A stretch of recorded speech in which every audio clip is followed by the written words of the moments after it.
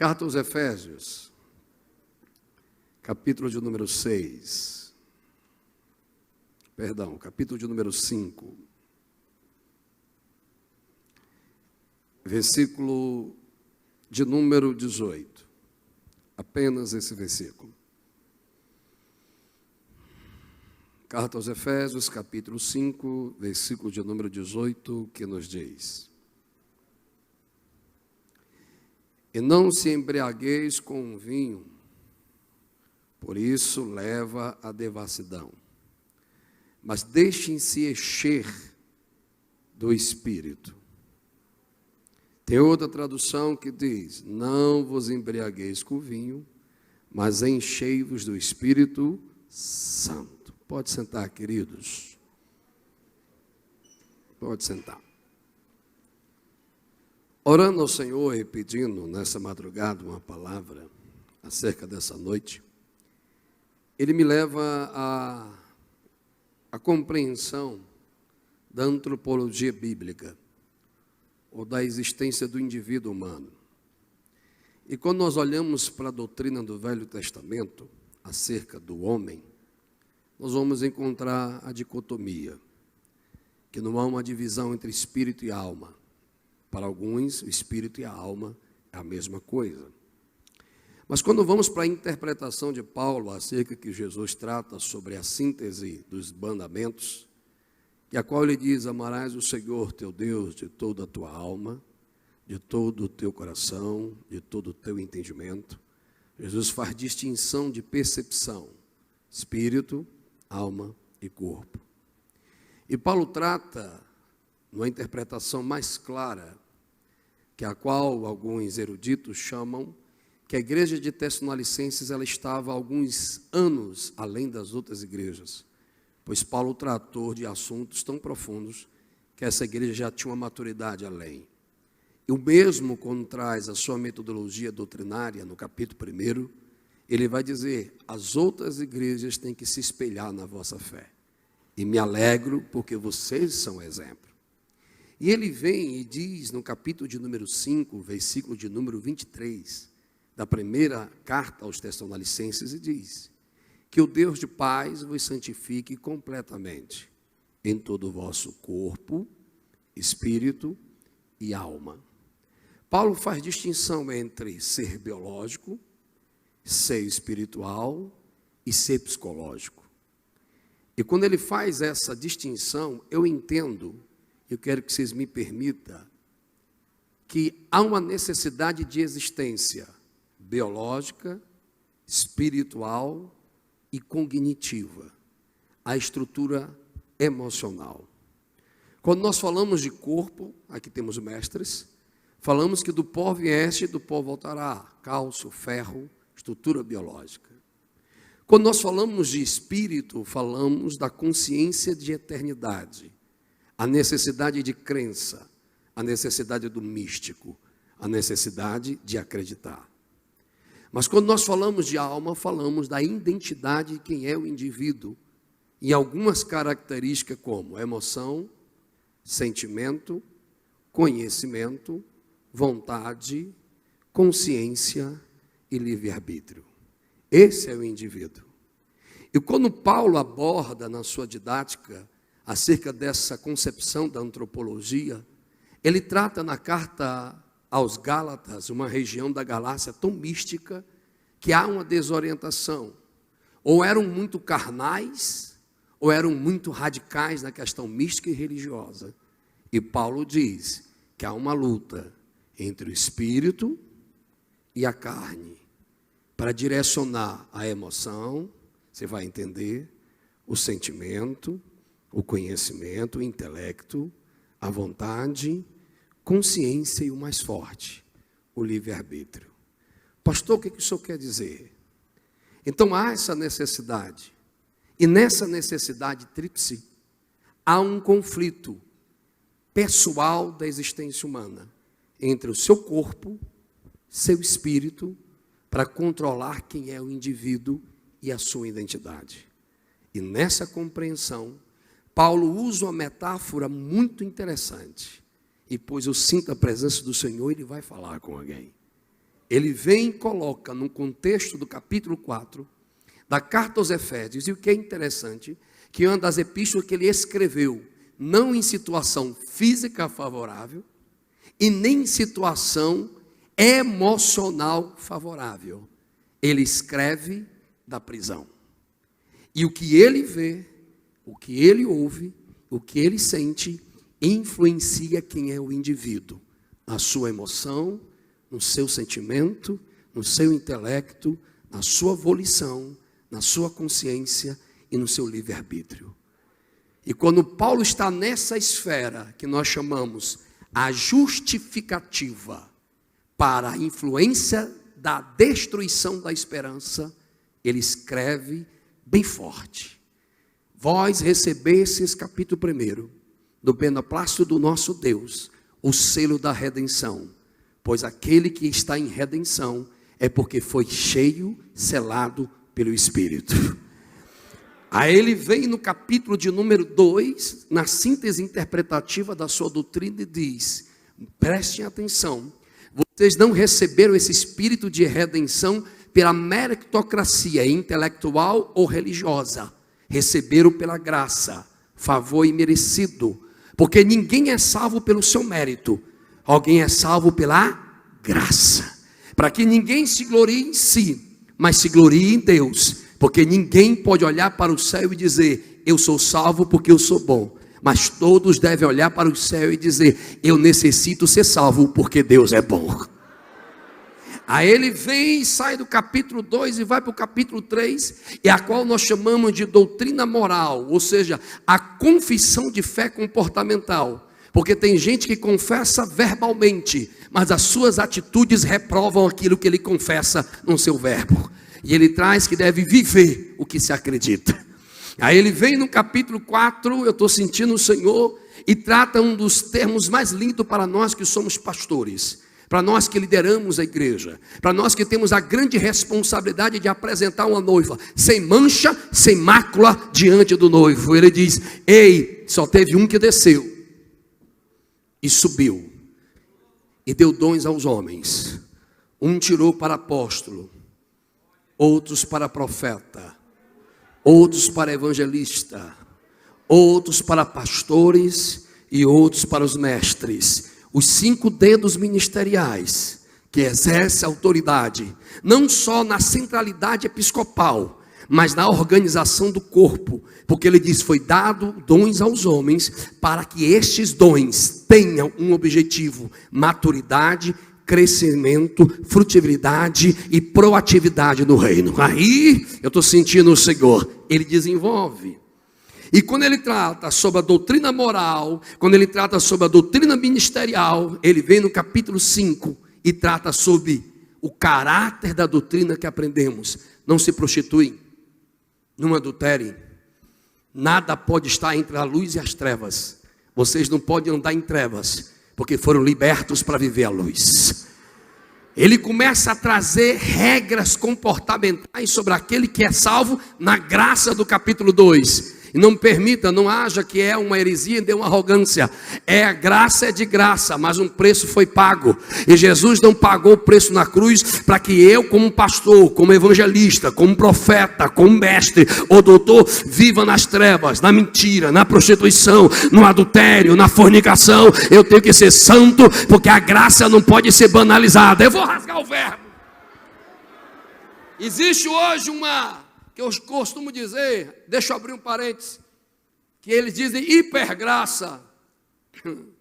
Ou seja, o gnosticismo moderno, a matéria é ruim, a carne é ruim, então não adianta lutar contra ela. Vamos viver os nossos instintos, vamos viver os nossos desejos. Eu tenho uma palavra de Deus para alguém. Ei, meu irmão, não é porque Deus não está repreendendo as suas vergonhas, não é porque Deus não está repreendendo os seus pecados publicamente, que Ele está concordando com ela. Não, Deus só repreende o pecado de alguém se Deus ainda tem este alguém como filho, porque Deus só corrige aquele que é filho. Se Deus não está dando mais importância ao pecado sobre alguém, é porque Deus não tem mais este alguém como filho. Em vida já está condenado. Aleluia! Eu tenho uma palavra de Deus para esse ministério. Você vai entender. Quando ele sai da santidade, ele traz uma exortação para a igreja de ordem coletiva. Se estamos em luz, não podemos estar dormindo para a vida espiritual. Se temos a revelação do Evangelho, como eclésia, como igreja, temos um propósito existencial. E esse propósito existencial sustenta o corpo, sustenta o espírito, para liderar a alma. Pastor, ainda não entendi o que você está pregando. Será que a igreja contemporânea, ela ainda é espiritual, para administrar suas emoções dentro do propósito de Deus? Ou não entendeu? Vou ser mais simples. Vivemos há 10 anos de pregações triunfalistas, antropocentristas, que iludiram a geração. Ei, campeão, as portas estão abertas, você vai vencer. Aí Deus diz: não, meu filho, vai vir o princípio das dores, e nem tudo que você sonha vai ser realizado, e nem tudo que você deseja você vai receber. O fracasso é um meio de aprendizado, a frustração é um campo de treinamento. E Deus está dizendo para alguém hoje: ei, está faltando a ovelha, está faltando a figueira, está faltando a videira, está faltando ovelha, está faltando gado, mas não pode faltar a essência que sustenta a alma, a alegria da salvação. Alguém está no culto?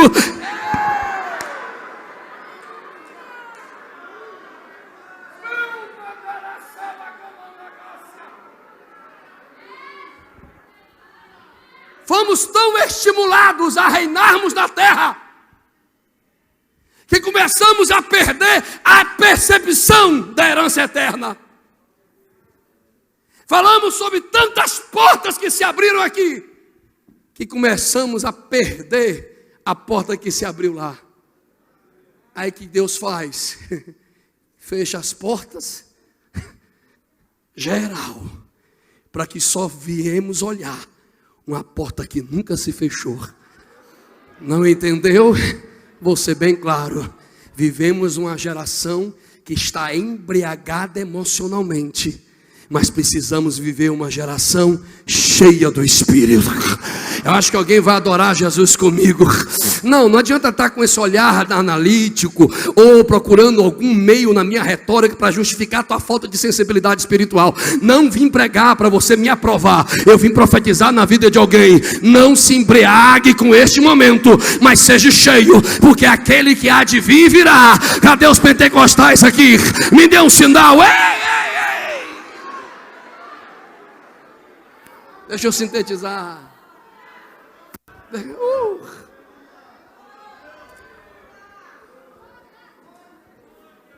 Paulo faz um paradoxo interessante. Ele fala de embriaguez que traz descontrole, e ele fala sobre ser cheio para ter controle. O que ele quis dizer? Tem gente que precisa se embriagar para tirar estímulos.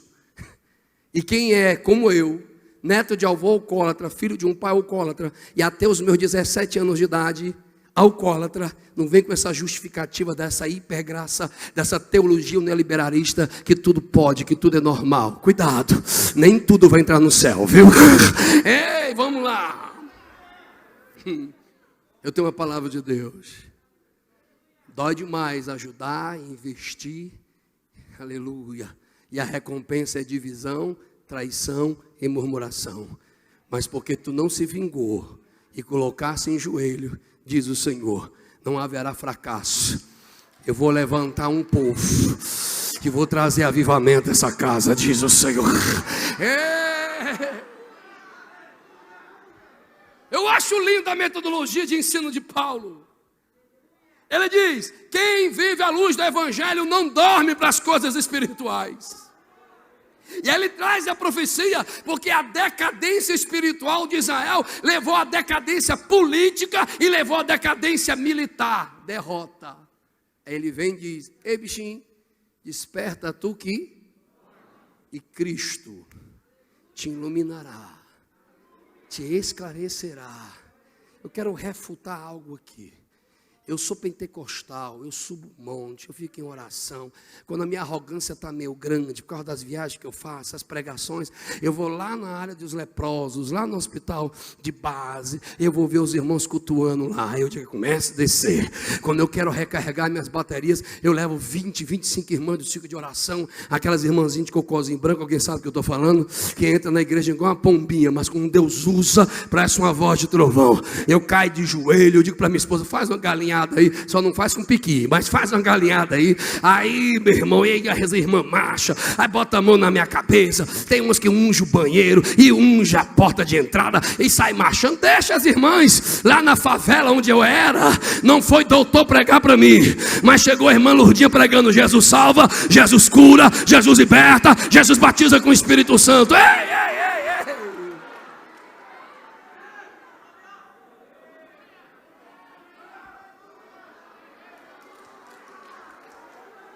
Não sei se os senhores concordarão, mas a minha opinião de pastor desde os 19 anos. Estou com 42. Não tenho uma experiência só de itinerância, tenho uma experiência prática pastoral. E eu estou preocupado, porque foi iludida uma geração que tudo que eles sentissem, eles iam receber. E quando uma criança é privada da pedagogia do não, ela cresce um adulto infantilizado, ingrato e birrento. Aí se apresentou eu vou rasgar o verbo, na teologia do coach, um egocentro e Deus servindo o homem. Foi trazido que o homem é o centro de Deus, a fraqueza de Deus. Não, somos pecadores. A minha filha de 12 anos chegou para mim: papai, eu estou cansada desses encontros kids. Eu digo: de quê? Ai, tudo é que eu vou ser, e eu quero ouvir o que Deus é, o que Deus é. Eu queria que Deus levantasse pregadores. Qual, minha filha? Daquele, não quero pregador todo charmoso, não. Eu digo: o que você quer? Eu quero um João Batista. Eu quero ouvir raça de víbora. Eu quero ouvir arrependei-vos. Ei, irmão, vamos parar. Vamos abaixar a bola. Verdadeiro pentecostal não busca reino na terra. Verdadeiro pentecostal quer ser cheio do reino de Deus. Cadê esses aqui? Mandou a salva. Desculpe, pode torcer a cara, mas eu preciso falar muito nesses 20 minutos. Vivemos uma geração embriagada com o mundo gospel, com o palanque da vaidade, com as vaidades da instituição, homens que querem ser vistos.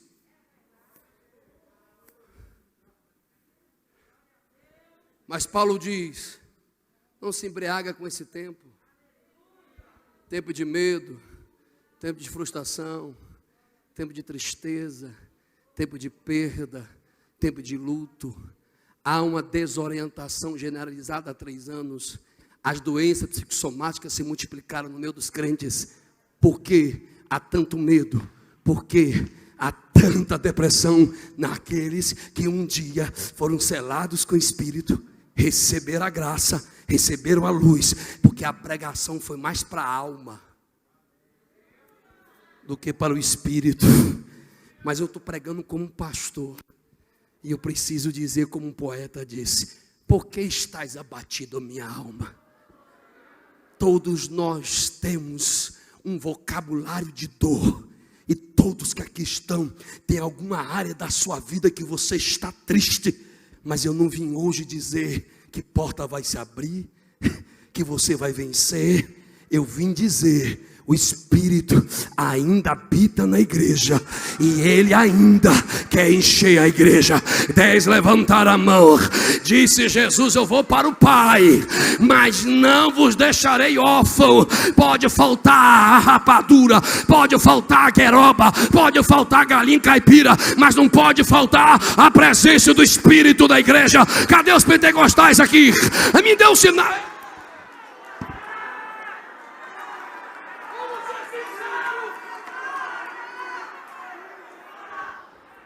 Vamos ser sinceros.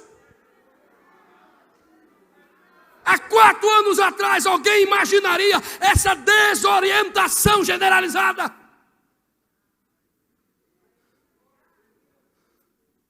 Teve dia nesses 3 anos que eu tive que engolir minhas dores.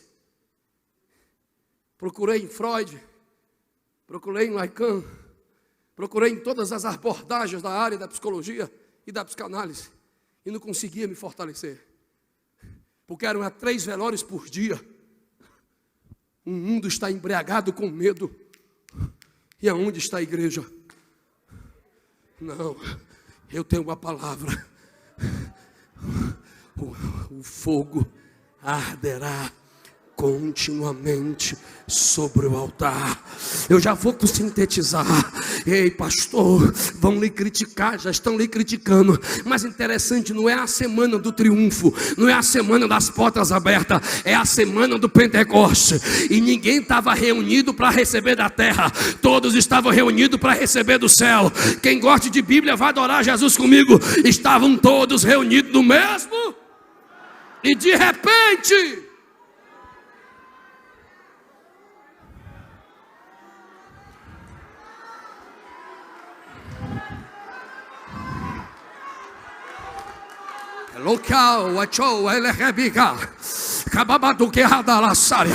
será que ninguém teve essa mesma experiência? Que tudo que era emocional me colocava dentro de um quarto prostrado, que era tudo da minha estrutura cognitiva e me levava ao medo e à depressão. Mas de repente eu começava no meio da madrugada com a minha esposa, e a gente cantava: fogo divino, clamamos por ti, vem lá do alto, vem, desce aqui. Ei, meu irmão, está na hora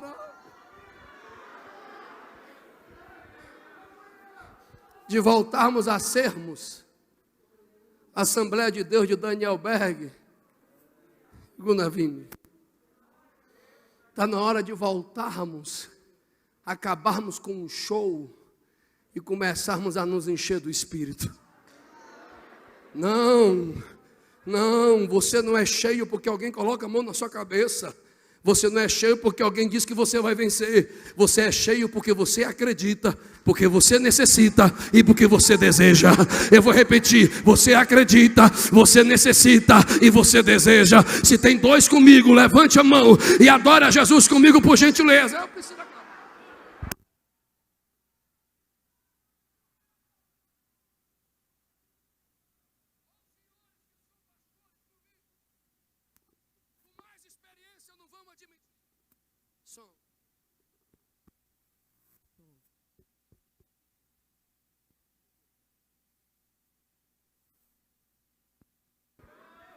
Som. Que as doenças emocionais se multiplicaram, que a fragilidade humana se revelou, e que a nossa impotência diante de um dilema se revelou. Ou nós não vamos admitir que toda a nossa capacidade racional, científica, tem algumas áreas na vida dos membros da igreja que nós não conseguimos responder na nossa lógica humana. Não vamos admitir que nós estamos precisando de paz, de graça e de misericórdia. Os homens foram acostumados a ter a sua alma massageada, mas Deus ainda é soberano. Diz: vem cá, eu tenho uma noiva, eu tenho uma igreja, e essa igreja eu vou treinar. Aonde? Está lá em Oséias. Vou levar minha noiva para o deserto, e lá vou falar intimamente ao seu coração. Estávamos cheios de vozes que não era do noivo, mas ele tirou as vozes dos amantes para dizer: vem, minha noiva, vem, volta a clamar pelo céu, volta a desejar. Será que alguém de aqui consegue admitir comigo que a gente voltou a orar? Volta, Jesus. Será que alguém aqui consegue admitir que hoje você está orando mais pelo arrebatamento? Eu sou o primeiro, cadê o segundo aqui? Está na mão do céu. Nós vivemos um momento de embriaguez emocional, de uma fragilidade absurda. que eu me pego parando o meu carro na avenida e começo a ter uma crise de ansiedade e começo a chorar do nada.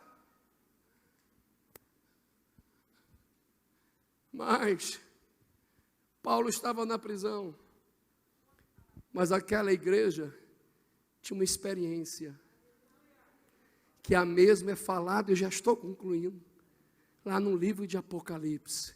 Sei que tu é teóloga, sei que tu é ortodoxa, sei que tu és profundamente fiel, mas eu tenho algo contra ti. Olha como Deus é. Exalta a igreja, enaltece a igreja, mas depois volta e diz: mas eu tenho algo contra ti. Volta. O teu primeiro amor, a tua primeira experiência, volta às primeiras experiências com o Espírito, aonde, capítulo 19 de Atos dos Apóstolos, chega Lucas, o único não judeu que escreve o Novo Testamento, e vê Paulo chegando na cidade de Éfeso, idolatria, desorientação, cultura morta, ego exaltado, mas lá tem crentes, mas não tinha salvação, não tinha pregação, não tinha milagre, não tinha avivamento, mas tinha cerimônia, tinha teologia, mas não tinha fogo. Aí ele volta e diz: conheceis o batismo? E o discípulo diz: o batismo de João conhecemos, e o batismo do Espírito, não sei nem quem é, ainda não entendeu. 61 anos, e tem jovens nas igrejas evangélicas da Assembleia de Deus que conhecem mais sobre tatuagem do que a doutrina do Espírito Santo. Tem jovens dentro da Assembleia de Deus que conhecem mais as ciências dos homens do que o Espírito Santo. Mas hoje, às 16 horas, vindo para cá, sendo tirado da estrada por um carro de um embriagado, e ele veio me esculambando até a saída do Lago Sul. O Espírito Santo visitou: vai, tem gente que vai achar ruim, tem gente que vai fechar a cara, mas diga ao meu povo que a chama não pode se apagar. Volte a...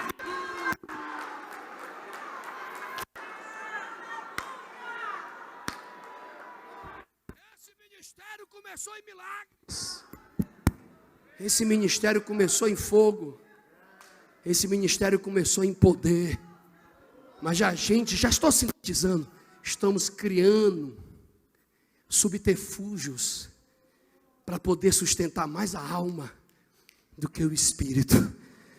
Mas eu vou falar baixinho: ei, não vos embriagueis, mas enchei-vos. Enchei-vos, enchei-vos, enchei-vos, enchei-vos.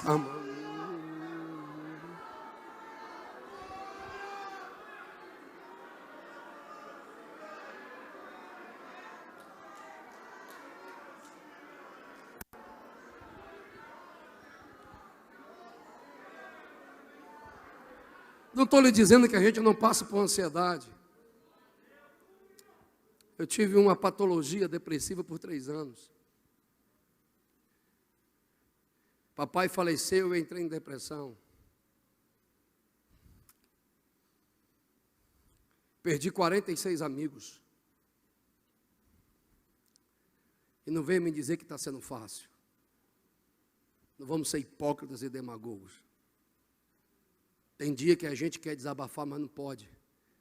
Porque os membros não querem saber da nossa fragilidade. Não tenho uma amizade com o pastor Josué de Gouveia. Nunca conversamos pessoalmente.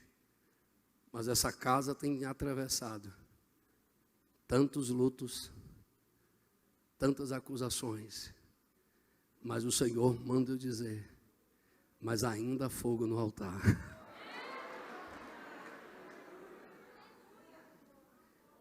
A igreja que é cheia do Espírito, ela não se embriaga com o momento de calamidade.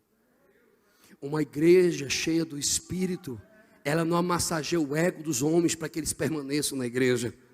Uma igreja cheia do Espírito, há sinais, há maravilhas, há transformações. A Bíblia nos diz que quando Paulo pergunta no capítulo de número 19, se eles conheceis o Espírito Santo, eles dizem: o que é isso?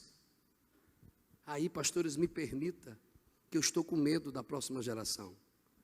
Porque diz lá em Juízes capítulo 2, versículo 7, que toda a geração de Josué conhecia o Senhor e a sua obra. E aos anciões que tiveram no ministério de Josué. Mas no versículo de número 10 vai dizer, levantou outra geração que não conhecia o Senhor e nem a obra do Senhor. Vivemos a geração, e eu vou verbalizar que são pessoas públicas, da Priscila Alcântara, de J.A., dos artistas gospel, que são mais influenciadores dos nossos jovens do que a nossa doutrina pentecostal.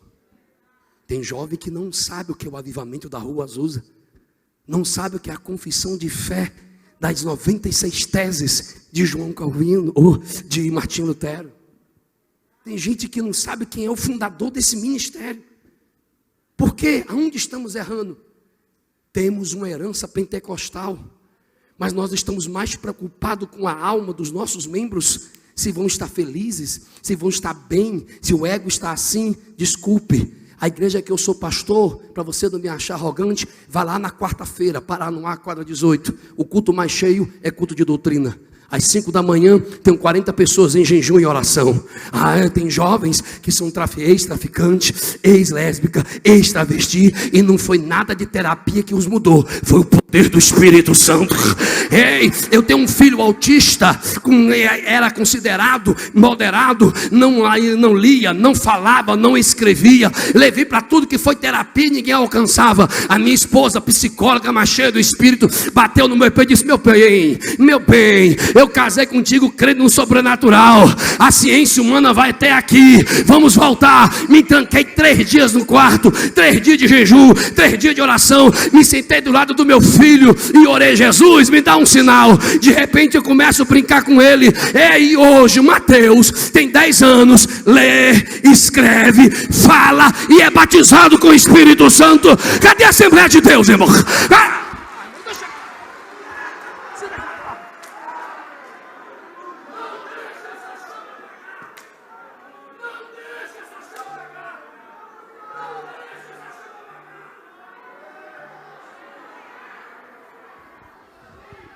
Cadê os jovens assembleandos aqui?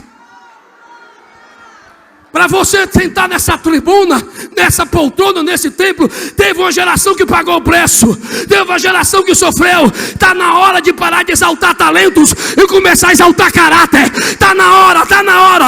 Quem me ajuda a adorar aqui? Quem me ajuda?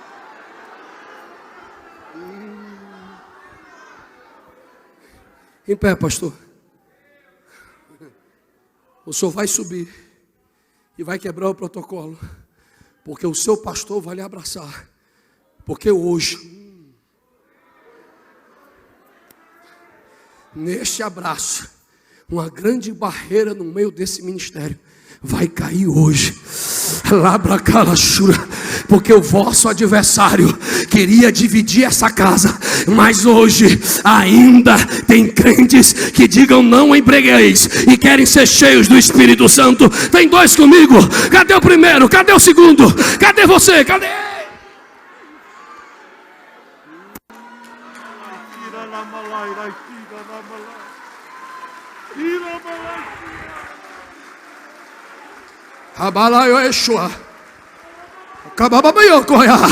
Que visão linda, Jesus.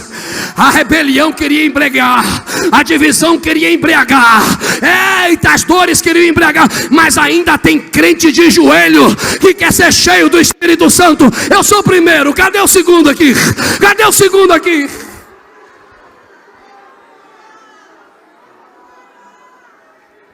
O que é que nós estamos deixando para a próxima geração?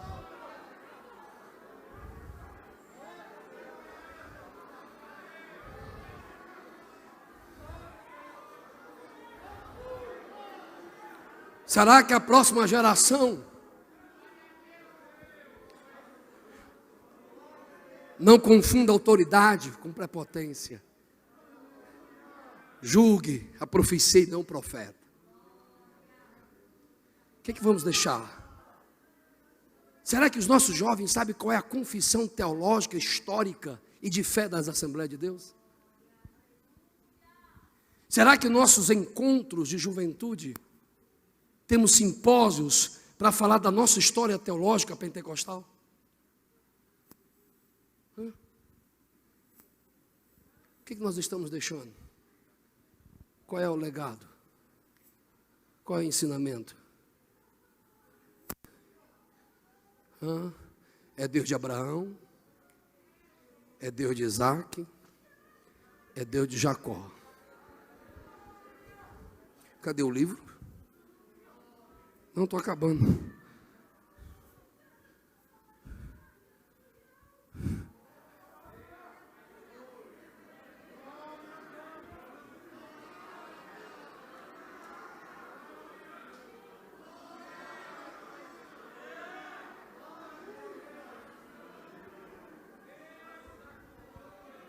As ideologias estão aí.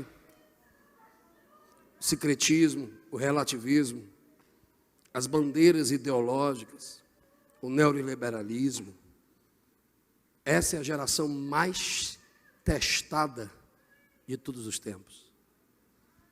Porque foi ensinado, eu concluo, foi nos expostos uma embriaguez de vaidade emocional. E quando alguém é fragilizado emocionalmente, ele é escravo das feridas e não é resposta de Deus para os seus traumas. Vive-se abusadores intelectuais, alguém pegou. Devoradores de sonhos e apagadores de chama. E quando nos deparamos com o não de Deus, quando nós estamos embriagados com as nossas emoções, o não de Deus deveria ser para glorificar, mas se torna uma justificação para se revoltar. Aleluia, aleluia. Mas o Senhor manda eu dizer, é mentira de Satanás, que a Assembleia de Deus vai se perder. Porque ainda existe jovens, como a minha filha de 16 anos, que sofreu bullying por 3 anos, porque carregava a Bíblia para a escola. Apanhou de uma gangue e foi ameaçada de morte. Mas mesmo roxa e ferida, ela cantava na hora do recreio.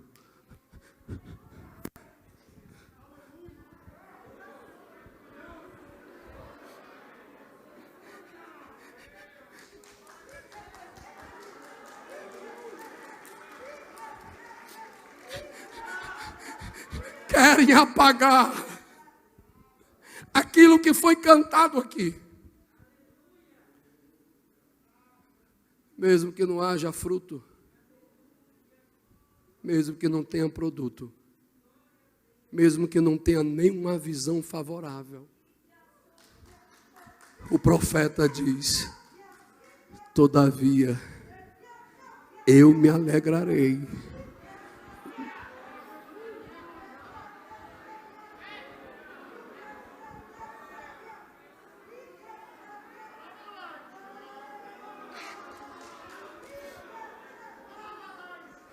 Sabe o que Deus está fazendo conosco?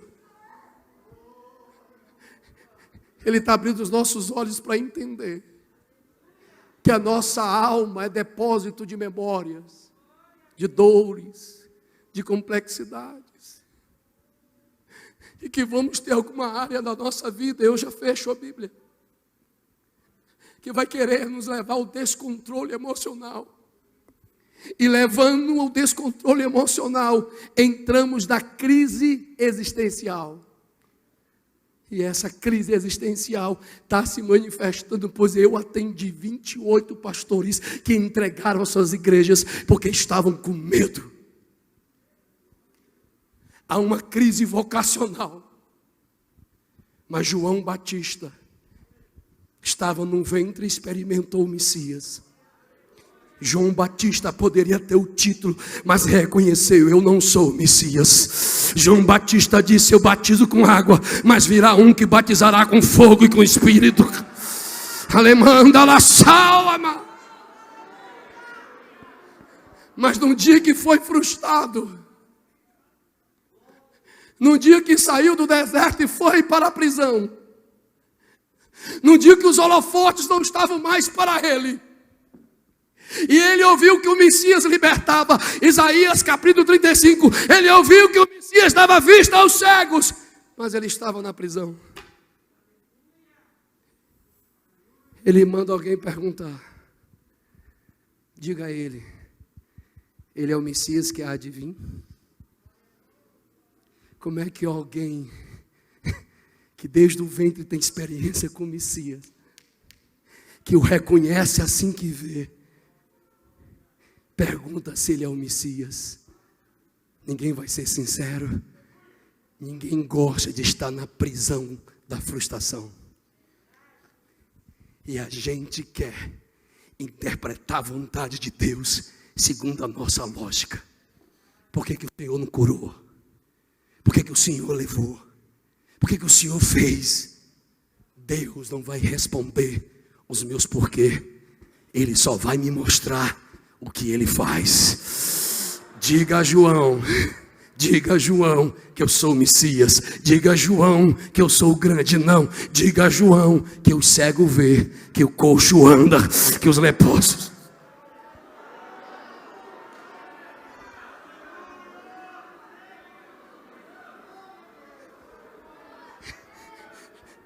Me permita concluir, pastor. João se embriagou,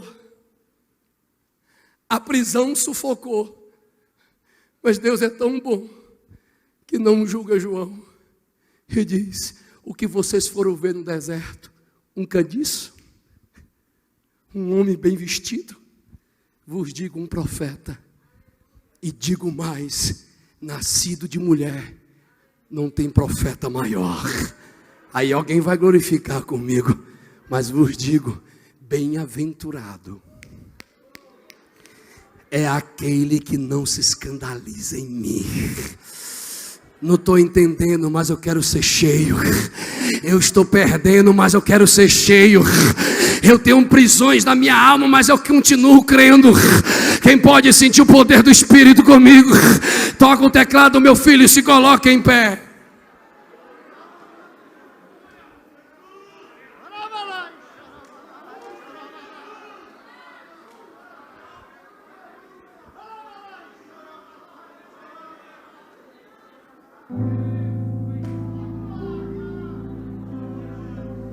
Eu quase me perdi. Fui atraído pela literatura puritana, pela literatura reformada, e comecei a rejeitar a nossa confissão de fé continuista. Eu comecei a duvidar de falar em línguas estranhas, de profecias.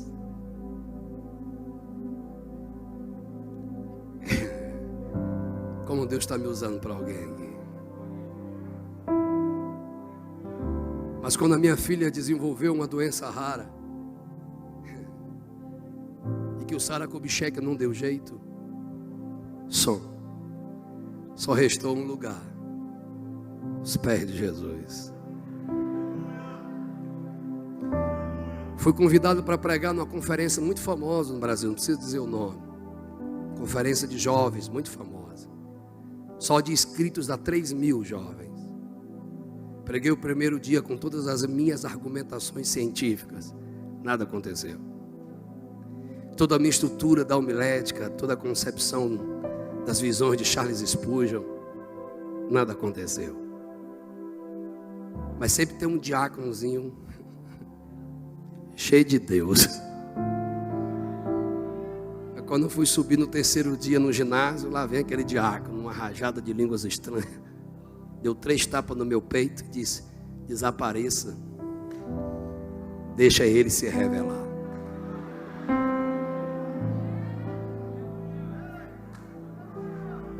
Aí de repente eu prego 30 minutos sobre a interferência do Espírito Santo na igreja, o poder do Espírito dínamo de Deus. E Deus me toma para um presbítero no meio da tribuna e diz: assim diz o Senhor, tu não estás me perguntando sobre aquela que quer tirar a vida? Eu lhe veio 3 vezes e vou continuar livrando. Não indague mais, só adore.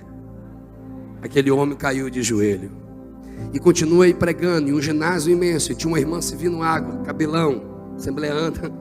O Espírito Santo me toma para ela, assim diz o Senhor: tu não intercedeu pelo teu, porque aquela queria tirar a vida? Te digo, eu ouvi a tua oração e hoje eu darei o sinal que tu pediu. Aí no meio da pregação, isso é para quem crê, minha experiência, Deus disse: sai do púlpito, vai no meio do ginásio, atrás daquela coluna, debaixo daquela galeria. Eu desci, o câmera não conseguiu acompanhar. Chegou atrás, era muito quente aquele dia, mas tinha uma moça linda, mas estava com camisa que escondia os braços. O Espírito Santo me tomou para ela e disse: hoje às 17h15, tu vindo para cá, disseste que se o Pai, o Deus do teu pai e o Deus da tua mãe não falasse contigo, hoje tu novamente tentaria tirar a sua vida. Aquela moça não aguentou. Quando ela rasga a manga, tem várias cicatrizes. 3 tentativas de suicídio. Mas segura, foi internada, passou por todo o tratamento, mas não tinha mais jeito. O pai, um advogado, um homem muito erudito, disse: se verdadeiramente os 30 anos que eu sirvo Jesus é real, a minha filha vai ser viva e liberta hoje. Quem era o homem? O presbítero.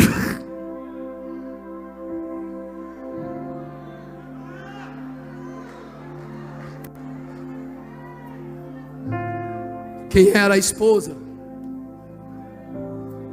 A irmã que servia água. E quem era aquela moça? A filha que eles deixaram amarrada em casa e conseguiu se soltar e queria tirar a vida, mas disse: hoje eu vou tirar a minha vida, é no meio do culto, para confrontar os meus pais. Mas quando ela chegou lá, tinha alguém orando, tinha alguém cheio do Espírito. E aquele dia, aquela moça reconcilia com o Senhor, e Jesus batiza ela com o Espírito Santo. Eu quero voltar a esses sinais, irmão.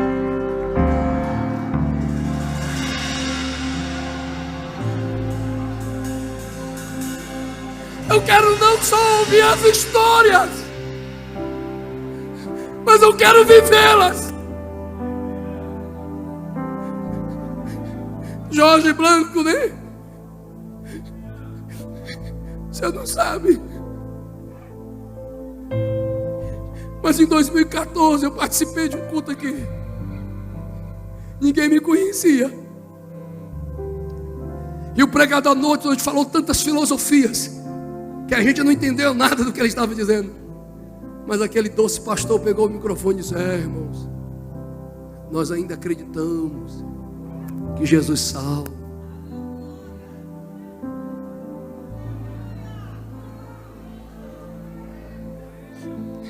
Eu almocei com o pastor Lorival.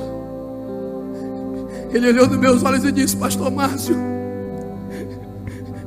não vamos deixar a nossa Assembleia de Deus se perder.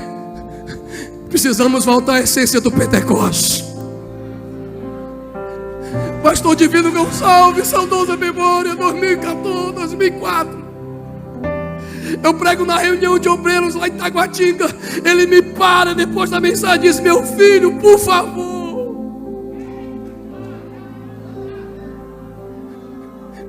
não deixe a nossa história se perder.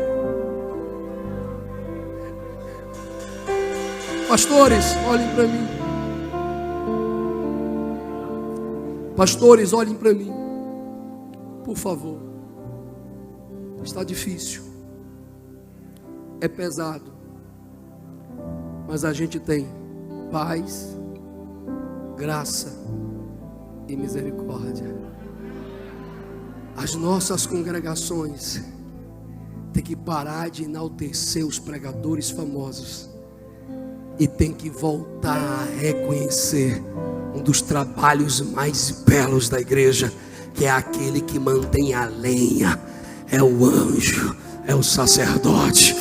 Vou voltar para a igreja. Ei, membros, é Deus de Abraão, é Deus de Isaac, é Deus de Jacó. O Deus do dia de Pentecoste não mudou, mas os crentes mudaram. Mas será que nesse dia, que dia é hoje que eu nem sei mais? Que dia é hoje? Hoje é o que? 12, 11, 10 de fevereiro de 2022, no Templo das Assembleias de Deus, Ministério de Vila Nova, ainda tem crentes pentecostais que querem ser cheios do Espírito Santo. Se é verdade, lance as mãos para cima e me ajude a adorar, me ajude a adorar. Canal Aliança Vídeo. Aqui você encontra conteúdos que irão edificar a sua vida. Louvores, palavra, oração. São mais de 1000 vídeos publicados para abençoar milhares de vidas. Inscreva-se no nosso canal, deixe o seu like, comente e compartilhe.